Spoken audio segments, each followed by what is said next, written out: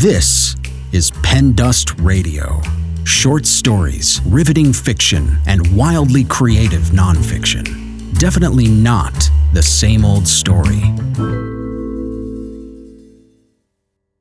Silver and Gold is about a retired movie actress who was briefly famous decades ago, having to revisit that time period in her life. And the story starts with Carol, who's the main character. She's elderly now, she's retired, she's living in the Bay Area, getting an unexpected letter in the mail.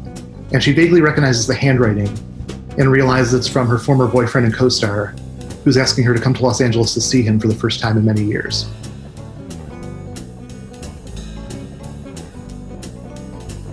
I guess the Hollywood theme of the story was inspired just by my own love of movie history. And when I started writing it, I didn't know it would wind up being a Hollywood story. I originally just started with the idea of the letter, but as I worked on it and developed the idea, the story kind of naturally headed in that direction.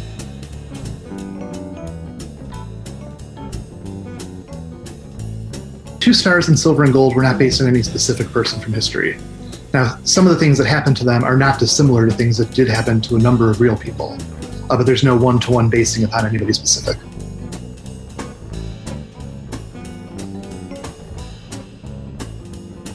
So one of the reasons I think Hollywood in the 1950s is interesting is that it was a period of great transition. So it was starting to see a shift in the way that studios dominated the industry. There were new, kind of more complicated characters appearing on screen for the first time. And it was also obviously the post-World War II era, with all the greater societal forces that brought to the industry. And so it's a really interesting time for myriad reasons, and a time that really kind of fit the story as I started thinking about it.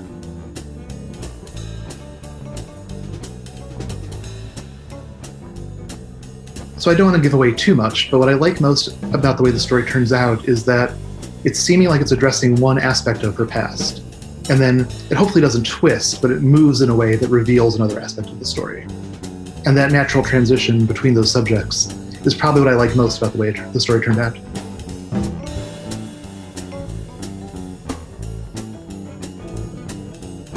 Probably my favorite part of writing the story was the little details I was able to add. So for example, it was a lot of fun making up the titles of fake movies from that period that I could have the characters star in. And it was fun getting to do things like briefly feature the La Brea tar pits, which are my personal favorite thing to see when I'm in Los Angeles. So it was cool getting to work that in. I thought it was really cool to listen to this for the first time. I thought the narrator did a really great job. And I've had an audiobook before, but it was an audiobook of a nonfiction book. So this was the first time I'd had a story of this length read aloud. So either I've done readings or I've had other people do readings of my fiction in the past. They've always been either shorter stories or reading part of a story and then not the entire thing. So this was the first time I had a piece of this length that was fiction read aloud that way, and the narrator did a really great job.